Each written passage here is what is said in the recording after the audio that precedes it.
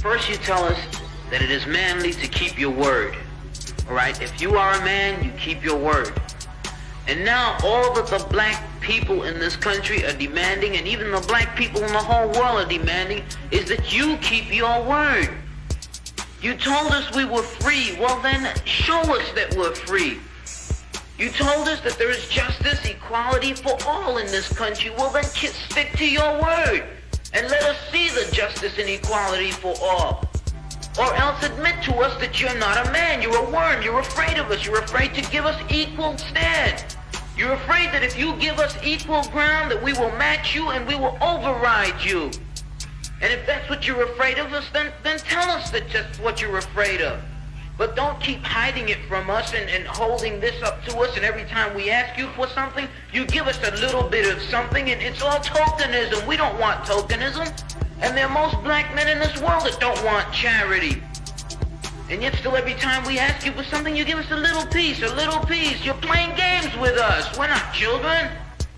We're big men. I've seen my father have to put up with all kinds of stuff. He was a big man. He raised a family. He went down south, and he had to go around to the back door with his wife. We're not asking for anything. We're not asking for any favors. All we want is what's ours. Now, there are many black veterans who are coming back, and they're mad. They're angry. Do you think that they're going to sit down through this? Our fathers didn't have the knowledge that we had. They sat through it. But there are other black youth that are not going to sit through it. We know about Che. We know about Fanon. We've read the books of our revolution. We've listened to Mao and his quotations. We know where we stand. We're not going to sit for it. We're asking, and if we ask and we don't get, we're prepared to stand up and take it. If I ask a man, I tell a man I am hungry. I tell him I am cold. And I ask him to do something about my condition. And this man holds a loaf of bread right in front of me so I can see it, and I keep asking him, I'm begging him to please give me a slice of the loaf of bread. I am hungry. Then it is known by every psychologist that the next step in the progression is I am going to knock him upside the head and take the bread from him. I'm not going to starve to death. All we're asking, no one wants to see blood. No one likes the smell of blood. No one wants war. Anyone who's been in war doesn't want war. Everyone knows what it is to see the inside of a man's gut hanging out and see your friends die, see relatives die. No one wants to regress back to the state of mind where you have to think it's all for the cause, therefore my mother has to die, my wife has to die, my brothers and sisters have to die. No one wants that. But you're pushing us to it. You're leaving us no choice. We're asking, we're begging. The students up at Columbia, they ask. The brothers down south ask. The brothers in Latin America, the brothers in Africa, they're all asking. All they're doing is asking. Our fathers asked. Our grandfathers asked. The presidents of our universities, our colleges had to go to your back doors to beg that their children be given just enough money so that they could be taught something to live off. And yet still, they asked and asked and asked, and you refused to give them anything. Now, we're just about out of patience. We're not going to ask anymore. The news media says that it's only the young that are militant, only the young that want this and want that. Okay, but we're 40% of the black population now. Or we were a year ago, and still yet we're climbing. Before long, we'll be 50%, 55%, and then we'll have the command. We're not going to take it. We're not going to take sitting in rotten parks and in places that just aren't fit for living. We're not going to take it. There's a limit to a man's patience, and everyone knows that God, Christ, heaven, everyone knows that what we're asking is not $1 million. All we're asking for is humanity. We're asking to be allowed to live like human beings. And God, you tell us that this is too much to ask. You're sick. You're definitely sick. How can you tell me that it's too much to ask to be a human being?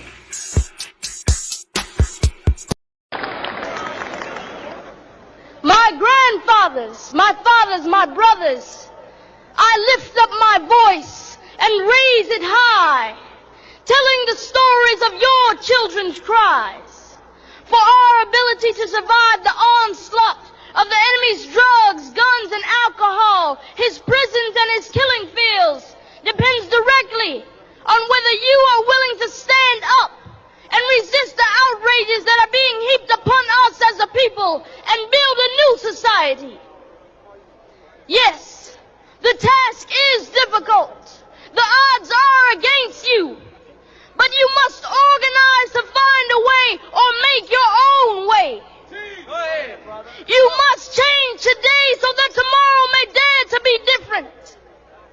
And when you have fought back and regained your pride, when you have won some battles, when you are able to tell the stories of your heroism, when you can pass on to your young the tradition of struggle through examples of your having stood up for a better tomorrow, when you take control of our institutions, our media, our schools, when you maximize our economic resources towards our own benefits, when you stop making excuses, when you start standing with our mothers, when you stick it out with your families, when you start mentoring our young, when you start teaching us to be humane, then we can build a new nation of strong people. Your sons and daughters will no longer need to belong to gangs because they do belong. Our youth will no longer be seeking drugs as an escape because they would have outlets in our society to develop themselves. When you start setting the conditions for our youth to fulfill their humanities, then we will not be in despair. We will be whole, complete, and hopeful. My fathers, you must shape the vision of tomorrow. But in order for that vision to become a reality, you must rededicate yourself to a new beginning. Go back to your families. Go raise and teach your children. Go back and organize throughout this nation to bring about a better day for our people. Our enemies can destroy us one by one, but no one can stop 1 million men organized and committed. Thank you.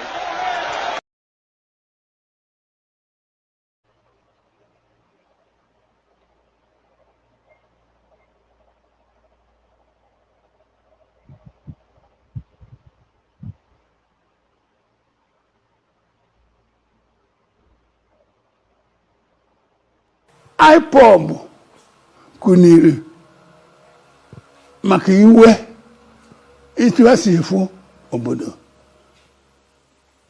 Ọ dị mma ebe ọmụna asị na ha chọrọ ka wachibo onwe ha maka na lo ha. Ihe a na-eme n'ụwa niile bụ eme place ebisa vote ane ndị ebe unu chọrọ ịnọrọ onwe unu ka unu chọrọ ịnaba. IPOB si me plebiscite. Ọ na-ekwu eju n'ime eme plebiscite, eju n'ime enye ndị obodo ha right of fully belonging to the federation.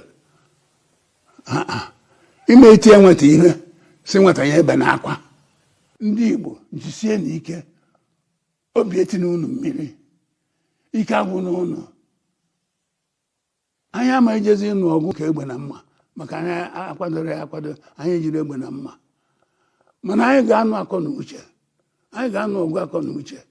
Ife afa na-eme ndị South achọrọ ya, ndị West achọrọ ya, ndị Middle Belt achọrọ ya. Ha sị bịanụ ka agba izu ka ama ka a ga-esi megharịsị ihe ụfọdụ dịsị etu a ka onye ọbụla nwee aṅụrị na Nigeria nwere enough for everybody. Mana ofu onye ofu ndị wesi na ama eme ya eme. Ọ bụrụ na ndị na-eme ha na Nigeria echenjiri aka kwe na ka Nigeria bụrụ a free country where everybody shall become an equal partner, kama anyị ga-eji igbu oru na anị mmadụ ọzọ kama ka anyị na be anyị baba ogbe ya ogbe ma bụrụ ọgaranya Chukwu nyere anyị. Igbo ama abịa igbu oru na Nigeria. Igbo must either be an equal partners in Nigeria or The Nigeria push here to and shoot it. They will get into a premises and the whole thing will break. I'm going to talk about Nigeria. Even you powerful in my youth, near my youth to fight. I don't care about Nigeria. And I'm the advantages of belonging to a big nation, a big country. You see. So, never them back at Ambo. The Nigeria back over. Why? Ne getting to what is buying. And maybe give and take. Nkita dalibi, nkita libya, nkada libya, nkada libya. Abai kwen even kagiti. Udadi onyobo na nwa angole. Where chukunyera I enjoy ya. Mobu no fu onye gas na onye nga pakonye world. Na achinya bombodo nko. Ona kata ofu mbose ife oji na aka danari ya. Onye ji ife nwata wenye aka enu aka ga-emesa lobi ilu ofu mbose owetu anya. That is my last sentence to you. Any Nigerian who is still hanging around waiting for 2023 to change Nigeria is a fool. Line 20 Daily Faro me up and ask them to become president of Nigeria. 20 of me, 20. Multiply their brain power by 10, factor of 10, and then force them to operate the 1999 Constitution with the governance system that is enshrined in it. We shall fail spectacularly. The problem of Nigeria can never be resolved by personnel changes. The system is designed with impunity undergirding it, and it can never deliver anything positive to the Nigerian peoples.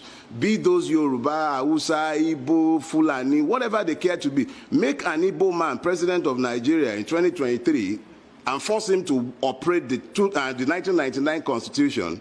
Complete waste of time. Igbo will continue to suffer the brunt of the wickedness of the Nigerian state. Every Nigerian is rendered stateless by the 1999 Constitution. It is an iniquitous, wicked, and evil document. It has nothing good for the Nigerian people. And the longer we continue to fool ourselves believing, and let me enter one quick caveat. Our rulers are actually very intelligent when they care to be, especially when it comes to their own preservation. And I know as a fact that they're already making noises about restructuring in Abuja. The Mace Snatcher and the Lawan and that one that calls himself Baja, all of them are sat there running helter-skelter, cobbling together some lies that they intend to sell to us as constitutional, what do they call it, amendments. Let's be clear. You cannot continue to build on top of lies. You can't sustain that lie. And as long as justice is missing in a place, you continue to have strife. We need to tell ourselves the truth, and that truth is that the closest we can come to normalcy in Nigeria is to have a return to the original agreements that founded this country. Those agreements are very clear in their fundamentals. One of them, federal system. Nigeria is today not a federal system. Let's stop lying to ourselves. The word federal was brought to life by the American election. Each state has its own electoral body because it is essentially a country within a larger country. That was what our fathers agreed. Nobody agreed a situation where a clueless man will sit down inside a rock and begin to issue edicts and diktats to every other person. Nobody signed on for that in 1960. All the constitutional conferences, beginning from 1948 all the way to the 1951, all the way to 1960, each and every one of them was very clear and unambiguous. Nigeria was meant to be a federal system based on parliamentary democracy. It wasn't by accident that our fathers settled on parliamentary democracy. They wanted to make democracy as close to the people as it could be. So it simply meant that if you're a parliamentarian, you knew your people knew you. It was the aggregation of the parliamentarians that determined who became the prime minister, and they were also the ones at the regional level who determined who became the premier. So democracy was devolved. It was easier for the people to become involved. What we have today is not a democracy. What we have today is not a federation. We've just become a nation of liars who readily accept every lie that we are told.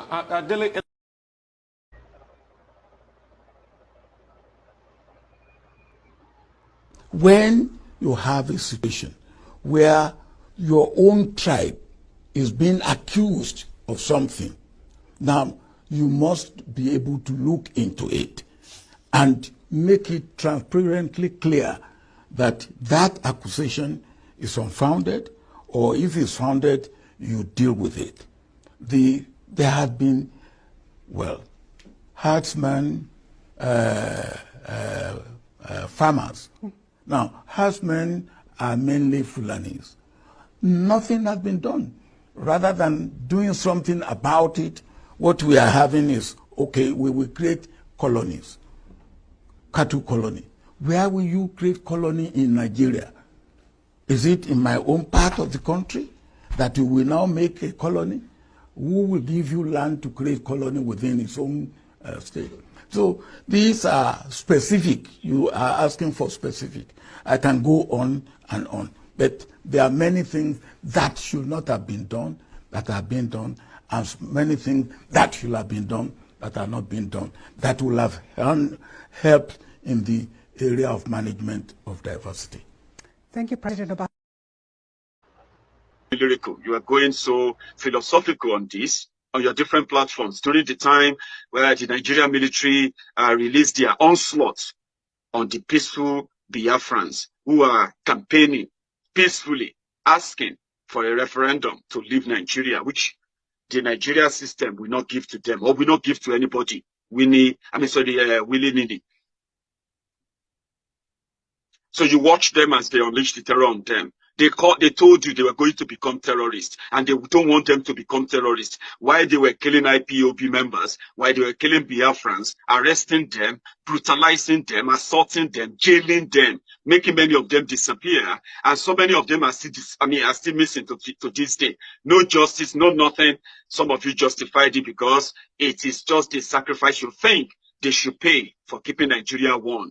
Why they have never committed any crime, committed no crime. No single crime is linked to them. Same thing with the Shiites. You are watching them as Nigerian military continue to kill them in the name of keeping Nigeria one, because they don't want them to become terrorist group.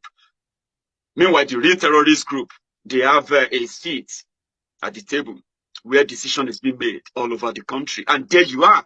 When the decision is made and they pass that on to you as their own solution to all this madness, you reject, you reshare that with them, for them, and you continue to repeat that day and night, telling yourself something that will never happen.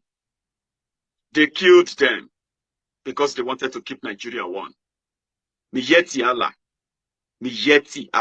Before 2015, every president in Nigeria, Miyeti Allah will make them their patron.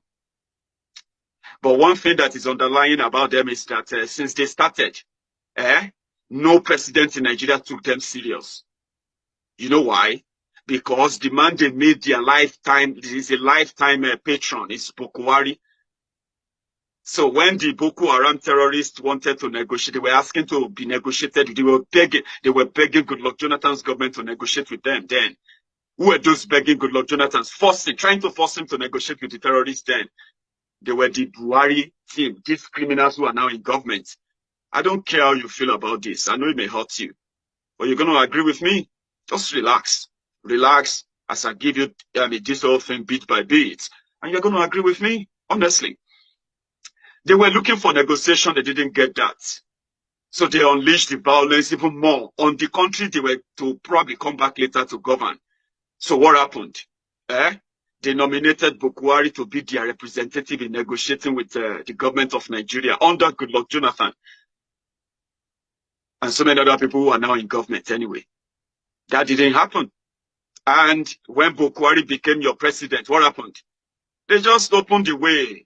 Miyeti Allah finally have their lifetime patron in charge of the country. So what happened? They should take a seat at the table. This is their country now. This is what they have been dreaming for all this while. They have finally made somebody who can give them the chance. And who was that? Boko Haram. Now, Miyetti Allah now threatens elected government officials in other parts of Nigeria who fail to honor or to accept any of their demand. And this is not even just like a sort of a mere threat or propaganda. It's not. It's a real threat. There are those who have had contact with Miyetti Allah in the last 5 years. They know them and they know their negotiation skill. What is their negotiation skill? Threat, war, bloodbath. We will turn your state. They are just going to overrun your state. But we can control all of that. If you let us have what we want, what do you want? We want free grazing. We want to move everywhere we want. We want our people to have access to everywhere. That's all we want. We don't want anything else. So in the process of doing that, anybody who tries to stop them, we want you to protect them. It's as simple as that. In the eastern part of Nigeria, which is the southeast of Nigeria, they made a deal with all the southeast governors. I didn't know that they were going to end up having the same deal with the Yoruba governors too. So what happened when they made the deal with the southeast governors? There are so many government houses in the eastern part of Nigeria today that have the representatives of Miyetti Allah in government, attending executive meetings, discussing security situation in eastern Nigeria, listening to all the intel and everything in there, and reporting back to the headquarters of Miyetti Allah in northern part of the country. And that is why it's easier for them to continue to sacrifice all the Biafrans. They want to continue to sacrifice them, the governors there. They will never come out to condemn any of those killings, of those attacks on their citizens. They dare not, because the threat is that if you don't let us do that, we are going to overrun your state. Your state is going to become ungovernable completely, that you yourself will run away as a governor. And if you don't believe us, okay. And if you think the soldiers, the military will defend you, the military will come and fight, they won't. And the governors know. And they want to continue to enjoy the free money, the free food, the free this, free that, free house and all of that. And their people can continue to get killed. So they signed the deal to keep them in power. And then IPOB came. IPOB became a big threat to that deal. And what did they do? They did their best to try to cajole Nnamdi Kanu to calm down, that they know what they are doing. Blah, blah, blah, blah, blah. And Nnamdi Kanu was like, no. If you know what you are doing, you will protect Igbo land. At least, even if you are not in support of Biafra, you should never sell the Igbo people. You should never sell your people to this, to these murderous, savage criminals. And we know them. And you should be able to say it out and say it out loud. Who are those who make up and control Miyetti Allah? They are Fulanis. Who are those who are negotiating with terrorists, between government and terrorists today? Miyetti Allah. I'm coming to that. So they decided to sacrifice Nnamdi Kanu since they won't play ball. The rest, they say, is history. And they thought, probably, well, go ahead and kill him. They will no soldier, no Nigerian soldier, no Nigerian Fulani soldier will come to your state and shoot anybody who is fighting or speaking up for you in your state without the approval of those in charge of your state, starting with your state governors. So what did they do? They opened the door for them. Come in. You can go in, kill all of them, kill them. If you kill him, the whole thing about Biafra will die. But miraculously, they didn't kill Nnamdi Kanu. Many other people were not so lucky who got killed that day. But miraculously, Mazi Nnamdi Kanu, their nightmare, escaped. And since then, every day, all the Southeast governor of Nigeria, they have to show that they are still committed to that deal of protecting the Fulanis in their part of the country. And thank God for the Igbo people. For those who don't even like Nnamdi Kanu, you don't have to like him, I told you. You don't even have to agree with him. It doesn't really matter. But is he doing the right thing? Absolutely yes. Is he doing the right thing the right way? That is up to you. Whether it is right way or wrong way, it is up to you. It depends from where you are watching it from, or from which side you are looking at it from. But is he doing the right thing? Yes, he's doing the right thing. Be bold enough to say that. So today, what did they do? They have started their own security outfit. Security outfit that is fully armed, that is ready, armed for gun, man for man, like fire for fire, bullet for bullet, and whoever is going to fall, let the people fall. And you know one thing why I love them too? They are not even bragging that they are invincible, this or that. They are saying they know that they will kill them because they have been killing them. So it's not new. Therefore, but one thing that will become new is that IPOB and their ESN, they have never, ever, ever killed anybody. They have never kidnapped anybody. They have never destroyed anyone. They have never done anything until they decided to defend themselves. So if you read it in the news now, that they killed 10 soldiers, they killed 5 soldiers, remember, hundreds and thousands of them have been killed in the last 5 years under Boko Haram, secretly killed, murdered, jailed, missing right now. So if they are now pushing back, it is their own way of protecting themselves from those who have become so used to just marching down, shooting down on unarmed civilians and brag about it later. Do you get that now? So it happened in Olu for 5 days. The Nigerian military, the Nigerian soldiers, they were there. They said they were looking for ESN members who are already in the forest, waiting for the, kicking out and flushing out all the Fulani terrorists in their forest. Nigerian soldiers couldn't go to the forest. They went into the town and started shooting people. They started killing people, civilians who don't even have a clue of why they were there.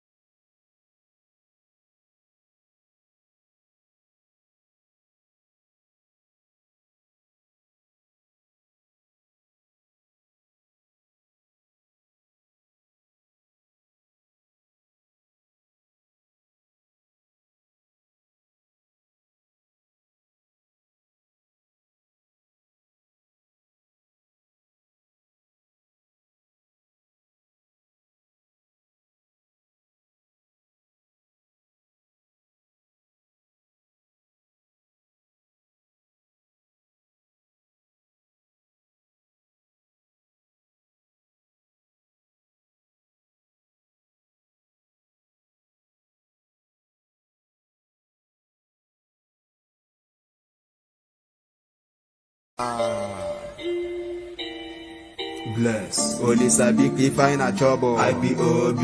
Alabi a frappe a wako. IPOB. Ono ma men na chaze bla. IPOB. Biafra remains my country. IPOB. IPOB. IPOB. IPOB. IPOB. Ndibo. Of Fulani herdsmen. No, not armed Fulani herdsmen. Okay, and you can testify what is happening in Nigeria today. Chief, you say when a people resort to self-help in the face of attacks by setting up vigilante groups to protect themselves, is it advisable that they seek approval from the relevant authorities? Did that happen in the case of Olu? Well, you are talking about that you have no option. When you have a tendency Bless. Olisabi find a trouble. IPOB. Alabia frapia wako. IPOB. Ono my men na chaze bla. IPOB. Biafra remains my country. IPOB. The Ime Obi Ohaneze Indibo, and he is the President General Eastern Union Congress. Thank you so much for joining us. Thank you so much, Chief Edozie. All right, many thanks for joining us, Chief Edozie. Let's look at the recent incident which happened in Olu that made the headlines a couple of days ago. For you, what can we say caused the incident, and who are those responsible for that? Well, thank you so much for offering us this platform for the rest of Nigeria to know what is going on there. What happened was a very painful, very sorrowful state, and very worrisome. I can look at it in the other way. There was a failure of leadership of those who are saddled with the responsibilities of providing the security of lives and property. That was a total failure on the part of their own side. I must have to be very, very honest. I don't know that on this 21st century, human being who is so wicked, man humanity to man, for it to use such a brutal force against fellow human being.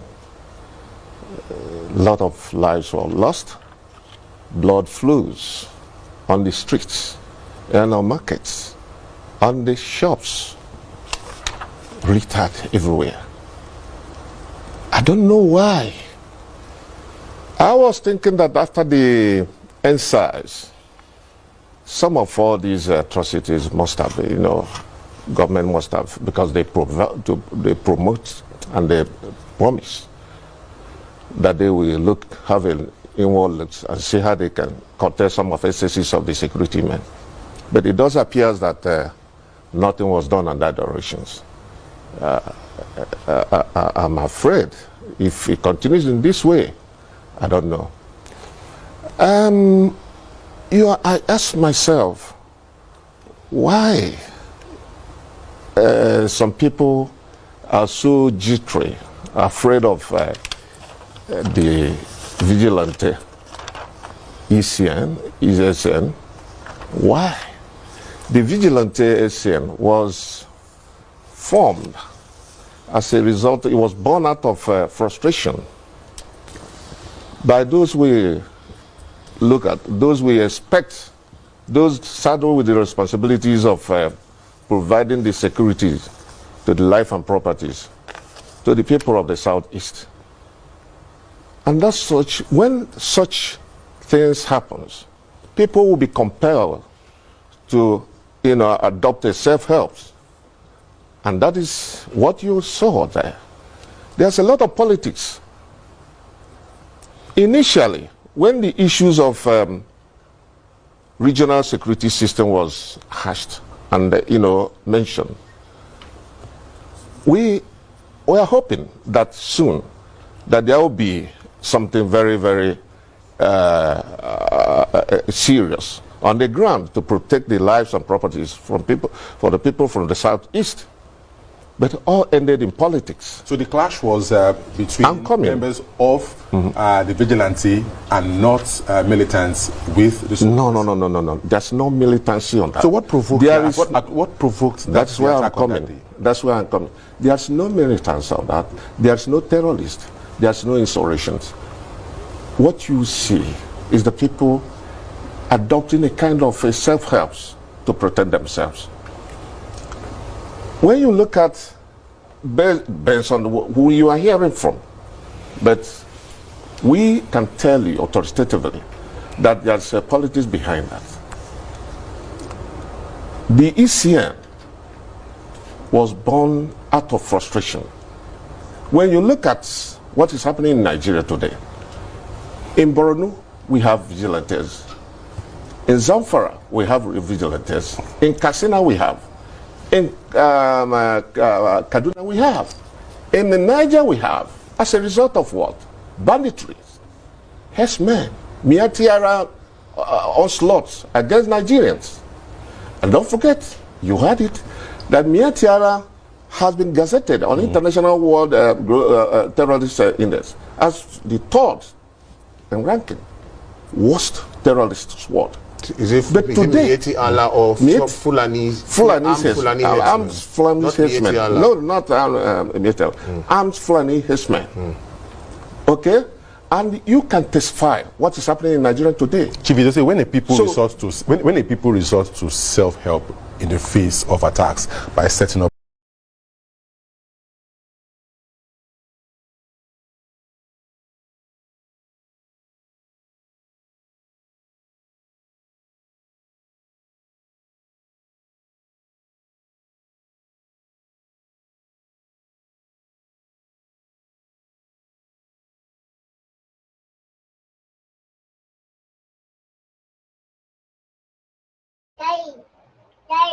of Fulani herdsmen. No, not Miatiara. Armed Fulani herdsmen. Okay? And you can testify what is happening in Nigeria today. Chief, you say when a people resort to self-help in the face of attacks by setting up vigilante groups to protect themselves, is it advisable that they seek approval from the relevant authorities? You know, did that happen in the case of Olu? Well, we are talking about that you have no option. When you have a tendency, a threat that you can be wiped out any time, and when you have made every other agitations and approach to those who are saddled with responsibilities of providing security to you, and have failed to do so, you will sit down and watch and fold your arms. Are the political authorities aware of this vigilante in the southeast? Well, that is why I said there's a politics coming up. They are trying to use politics to destroy all those things. But now, let me come back and tell you the reasons why this thing happens. Some time ago, in the past, the former governor from Abia State, Dr. Ojo Zakano, donated some, plots to them, to the Fulani herdsmen there, around that Lopanta and Umusuch, Aziz in Abia State. They were given such a portion. But you can't pass through that place again now. They continue to encroach in other parts of, lands there. And the issues of criminality is so reckless. Raping, complaints of raping, kidnapping, all these are it. And when there's a rumor, again, going on in Imo State, around that, although that the present governor have now given them that forest, people now doesn't want it to happen again because of what they have seen in the Abia State. That measure they can't tolerate that. And that is why the ACM just went and occupied the forest and decided to, move in, just to avoid a situation of Abia State. And that's what compelled them to be there. What I want us to establish, now, Chief, is that do you need security approval to set up vigilante? Let me run so that you'll be able to, take it off from there. Now, when this Asian land there, I'm proposed to, guide the community. And meanwhile, since they have been there is no complaint from the community. They are not extorting people. They are not harassing people. There's no raping. Issues of raping. They don't complain of that such happen. And they were in a peaceful with the communities. Now, police decided to go in. And confront them inside the bush. And that is where this trouble started. This didn't just start spontaneously just like that. It was a build-up for a few weeks or days. And there, during that period, I expected there's government there, should have been able to move in and douse the tension. One, by trying to, come out that this place was not given to anybody, that the forest still remained part and parcel of the government property. And in doing so, you'll be dousing tension from the people. When the rumors of that happens, they are not doing that. They fail to work with the security outfit. The security, the police I'm talking about. Chief Edozie, the setting up of a security outfit should have backing of state legislatures. Say, for example, looking at what has happened in the Southwest, the Amotekun. When that outfit was to be set up, the various state legislatures, you know, worked and put this security network in place. The question which my colleague has asked is, in as much as yes, there's a need for self-defense, has there been that framework, and who should be blamed for not having that framework? I think I have made myself very clear there that we expect, as we are here now, we expect that we are protected by the security. And if eventually we discover that you are not protected and there is a threat to our lives, here, the first this is for you to resort to self-help. Self-help, to defend yourself. Okay. Now, in the past, when the issues of Amatekun in the Southwest was, packaged and, implemented, then there was this, rumors. There is intentions, let me say it that way, in the Southeast, that they are coming, all the governors of the Southeast agreed that there will be such, Did they now move forward to the legislative part of it? That is the question I have to ask you. They do not have that. I will not say so. If they have done that, the issues of ECN wouldn't have come. Because ECN was born out of frustration. Okay? If they have put such measures out, then we would have been able to hold on that and make sure that they are working. And they are working with the communities. Now, when you talk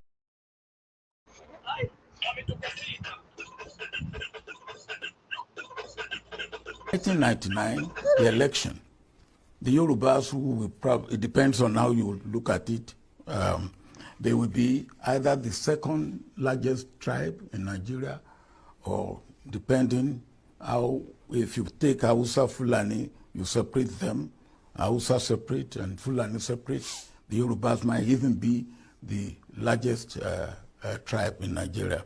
They didn't vote for me. And immediately after I took over government, I called some members of my government. I said, look, the Yorubas didn't vote for us. Let us see what we can do. I didn't say that because they didn't vote for me, the type of statement that President Buhari made when, after the 2015 election, and he said only those who voted for him will enjoy patronage. Now, that immediately put the back of some people up. Now, and then there are at least two zones who did not vote for him. South did not vote for him. Southeast did not vote for him. And anything he does, they see it, oh, he has said those who did not vote for him will not enjoy patronage. So you divide them. You made it they and we straight away. I wouldn't do that. That is specific. Then when you have a situation where your own tribe is being accused of something, now you must be able to look into it and make it transparently clear that that accusation is unfounded, or if it's founded, you deal with it. There have been, well, herdsmen, farmers. Now, herdsmen are mainly Fulanis. Nothing has been done. Rather than doing something about it, what we are having is, okay, we will create colonies, cattle colony. Where will you create colony in Nigeria? Is it in my own part of the country that you will now make a colony? Who will give you land to create colony within its own state?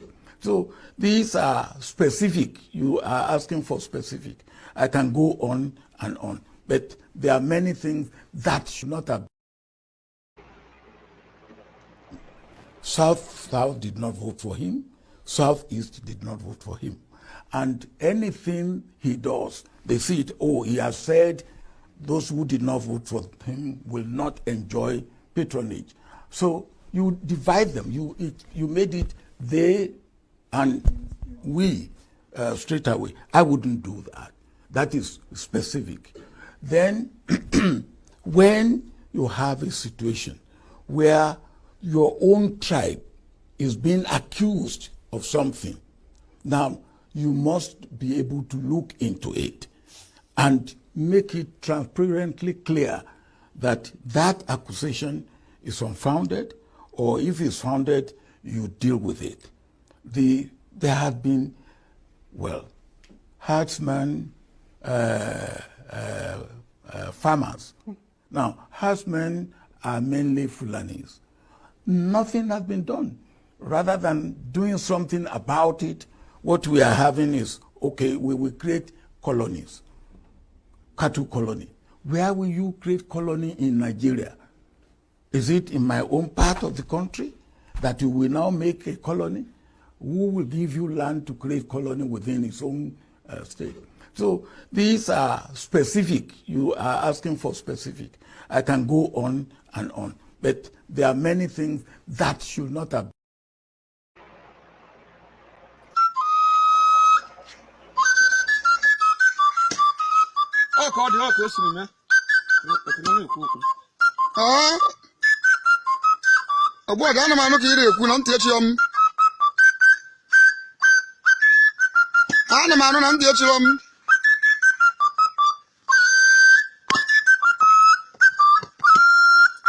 Odo njinjim nnukwu anụ ka na-ajụ ọbịa nnukwu mmụọ nnọkwana ka nnukwu anụ nse odo njinjim ụwa niile eze ndị omenala na China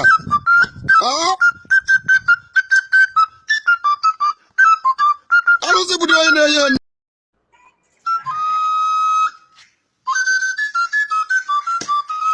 ọ ka ọ dị ọka o siri mee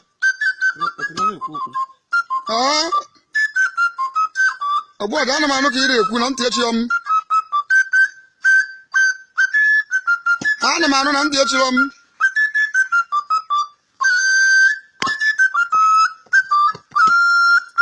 Odo njinjim nnukwu anụ ka na-ajụ ọbịa nnukwu mmụọ nnọkwana ka nnukwu anụ nse odo njinjim ụwa niile eze ndị omenala na China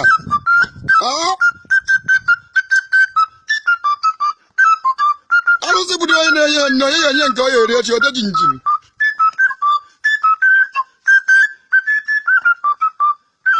ana m anụ ogbu ọja na-egwusi ike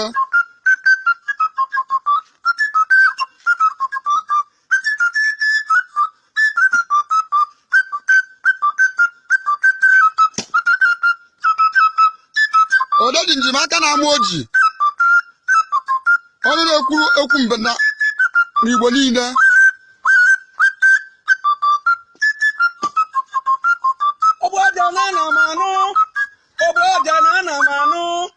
Oboja n'ọkwa n'Igbo egbue ga-edere ode jinjim ekwu okwu ya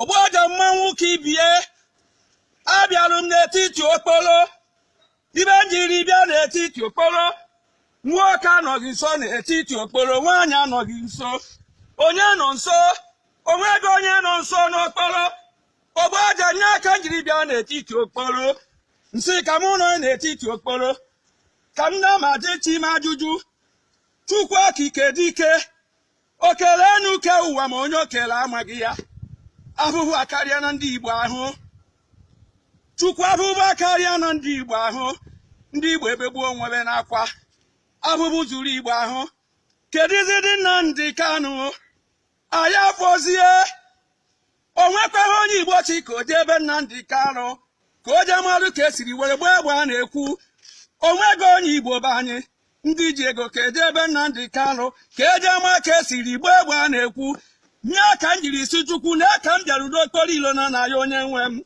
si abiko ụzọ chawa ọzọ ebiko ụzọ chawa ebe ọ bụ na Nnamdi Kanu anọ na anọ chukwu biko gọzielu nyekwe n'elu m ise mere m ji ayọ chukwu biko n'okwu kekere igwe ka ụwa biko chukwu eze chukwu okike abịa m onye ọma ebe ọ wụ nọ na kpuchielu m Nnamdi Kanu nene ụmụ Igbo be anya abụbụ zuru ya ahụ onye ji ekwu okwu na Abuja ikwu okwu na Abuja ijewe nga onye ji ekwu okwu na ala Igbo ikwu okwu na ala Igbo ijewe nga kedu ize onye ekwu nye mere njiri bịa n'etiti ilo wee yọba chukwu ebe ọ bụ na ndị Igbo be anya nọ na ụzọ mepee rube ụzọ mepee n'ihu ụzọ mepee n'azụ ebe ọ bụ na onye Igbo nọ na n'eziokwu ụzọ mepee n'ihu ụzọ mepee n'azụ ụzọ mepee ya meperụ ndị Igbo ụzọ meperụ ndị Igbo ụzọ meperụ ndị Igbo n'ihu ụzọ meperụ ndị Igbo n'azụ ibe niile ọ bụ na onye Igbo ana na-eme ya dịrị ya na mma ọnwụ ọ bụ na bụrụ onye Igbo wuru onye ike ọnwụ ike ya bugharịa ya bụzi na ndị Igbo ncha na Igbo atagbuo n'onwebe na abụghị kedizi Nnamdi Kanu anyị abụzighị ihe ụmụ Igbo be anyị ndị n'obodo oyibo ndị atụrụ nga onye ji ajụ eso unu onye ajụ ogbo ọja bụ kenu ma ọja ka mmadụ onye ji ajụ ọdaji njim ana m anụ ka ị na-ekwu na ndị echi ya m ọkwanụ nnukwu mmadụ ka ewu nnukwu anụ ka ọ na-akwụkwọ n'ọdị idu udo na ọ na-ajọ ọhịa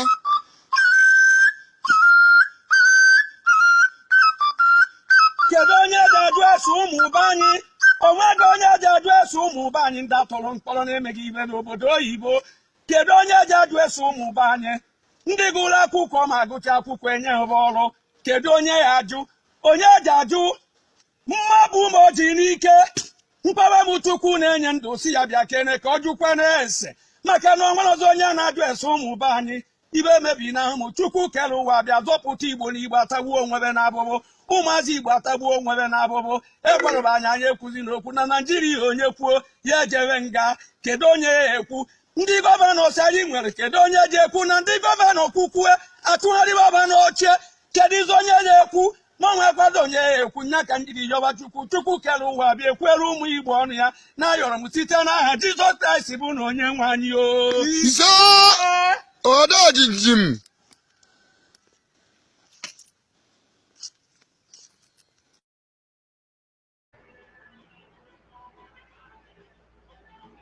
My name is Nnamdi Kanu. I am the leader of the indigenous people of Biafra. That name that strikes fear into the heart of the Fulani Janjaweed. When they hear IPOB, they start having nightmares. I lead that very movement of the children of light. And have we not brought enlightenment to all the people? This very movement that heaven ordained must free the whole of Nigeria. Everybody must be free. And that light, the same way that the sun rises from the east, that light is coming from the east, as always.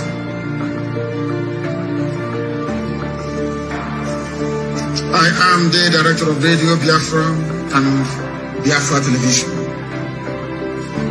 God gave me another assignment this year. It's simple. Not only to serve the wonderful people of Biafra, but also to serve the brave youth of Nigeria. And that is what I'm doing this evening. And will continue to do until everybody is free. Until every corrupt politician is either in the grave because they'll be hanged or they are in prison.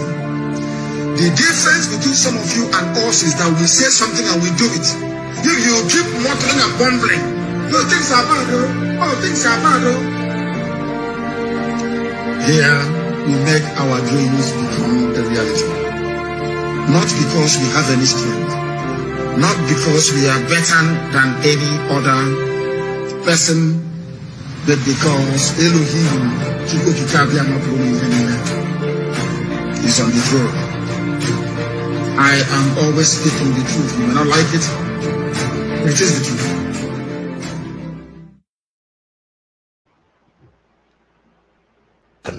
Is a Nigerian by nationality. And I described it as the African heat. And SARS has gone underground, is in comatose, and the government thinks that it has solved the problem. No. That was a statement by young Nigerians that we are dissatisfied, that there are certain things that we want done. I hope that the administration in Nigeria will, in a very programmatic manner, begin to address those issues. And when I say the day Nigeria wakes up, if you have 250 million people, some of the most educated men and women in the world are Nigerians.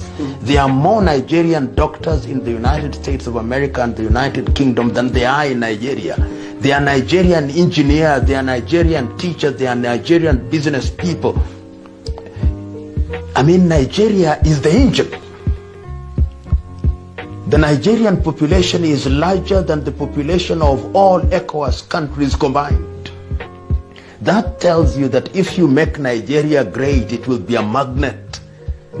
And that is why I think deliberate effort must be made to make Nigeria stable. And Nigeria must also be renegotiated so that these tensions, I want the central administration to listen to what Nnamdi Kanu is saying. I want them to listen to what the Oduduwa is saying. I want them to listen to what the men are saying. Because when you have a conflict in your house with your children, what do? Do you beat them? You do stop talking to them? You call them at a table and you ask them, it is in our best interest that we retain this thing, but what is it that you don't like? And if you do that in humility, then you will listen to the people and restructure your country in a manner that makes it sustainable. It is doable. I remember those of you who are spiritually inclined, on the day that God was creating man, there was a conversation. He asked, and let us create man in our own image. There was a conversation in the heavens. Why can't we have a conversation here on earth? I believe in self-determination. Self-determination via the route of a referendum. There are people who may canvass for Nigeria to continue the way it is presently constituted. There are people who may even want to suggest restructuring. But we must bear one thing in mind. The same people that rejected restructuring in 1967 and 1968 are the same protagonists who are today still rejecting restructuring, by which I mean the British government and the Fulani Janjaweed Caliphate. They do not want it, they cannot grant it, because they think it will be detrimental to their survival or to their hegemonic tendencies within Nigeria. Therefore, I will recommend, or I will suggest personally, that people are entitled to hold whatever view they feel they are comfortable with. But for us, it is self-determination via referendum. And I do hope and pray that, who knows, one day our children may vote to have Oduduwa and the Biafra nation, one as a southern, whatever they may call it, I'm sure it's not going to be Nigeria, and to decide to run their lives the way they see fit. Restructuring cannot work because Nigeria has very faulty and shaky foundations. It cannot work because there are competing and divergent value systems. It cannot work unless we are deceiving ourselves. The borders are open in the north. They close semi-border, but the borders in the north are open for all manner of, very desperate and evil people to troop into the country, to rape, to massacre, to pillage. No one is talking about it. You're talking about disparity in terms of our concept, our understanding of how a society is supposed to function. I'm absolutely flabbergasted that some people that I have regard for in terms of the intellect can come on this platform and be debating how to keep Nigeria warm with all the inbuilt anomalies in place. You can't go to beg Fulani for restructuring. They won't give it to you. You have to prize it away from them. That's what Ganadam is talking about. You need to take it away from them. They're not going to sit down and say, oh, come and take it. Ochuku went for restructuring and they said no. What makes anybody in their right senses think they can give it to you now unless you have a very equitable leverage to wield? Once you do not have that leverage, you cannot get restructuring. And that leverage is self-determination. Without it, you cannot get anything. It's high time to understand this, I'm absolutely shocked.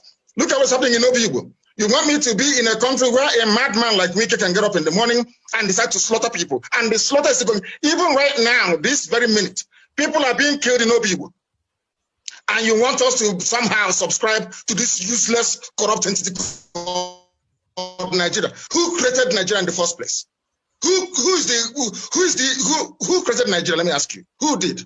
Did any of these people now talking today? Do you have any input as to where Nigeria is supposed to be? What is wrong with self-determination? What is wrong with referendum? In Britain, you have an autonomous Scotland, you have autonomous Wales, you have autonomous Northern Ireland, you have autonomous England. What is wrong with that, for goodness sake? Sometimes I'm shocked the way we reason in Africa. It is absolutely shocking. What is it? What is the incentive for anybody to subscribe to One Nigeria? I ask. There is absolutely none, none whatsoever. You are in a country where you have a people who they have this sense of entitlement. You know, we have to determine what happens. You go to NNPC, it's only Fulani people there. You go to customs, only Fulani people there. You go to immigration, only Fulani there. You go to the army, the high echelon, it's only Fulani there. Air Force, Navy, oh, come on, for goodness sake. Let's stop deceiving ourselves. Nigeria is unworkable. Not today, not tomorrow, not ever. I am not for restructuring. I am for the outright breakage of Nigeria, the same way we were before the white man came. And I make no apologies about that in any way, shape, or form. Now, there are people who may want to, for reasons of nostalgia or kind of hankering back to the past, they saw 1960, people were out on the streets, they were dancing, they were making merry, there were high hopes for Nigeria. I mean, I can excuse them, but the reality today is that you have Fulani, a very virulent and dangerous Fulani Janjaweedism on the march. They want Ruga, they want to take our waterways. I mean, oh, come on. Nigeria is unworkable, can never work, and will never, ever work. The best way for us is self-determination. If they feel that they have the superiority, so to speak, or they have the upper ground in terms of the validity of the argument, they should come out and debate with us. What is wrong with a referendum? If you claim that a majority of the people want to remain in one Nigeria, then let's have a referendum. Let's determine it once and for all. How come via a referendum, Atiku became a Nigerian citizen? Why should I not be allowed to exercise the same right that Atiku actually exercised before being allowed into Nigeria? What is wrong with that? I mean, these double standards I cannot understand. Let's cut to the chase. The only thing holding Nigeria together is the oil and gas in Biafra land. And for the sake of that oil and gas, Biafrans are being killed right now as I speak. Wike is carrying out his genocide in Obibo right now.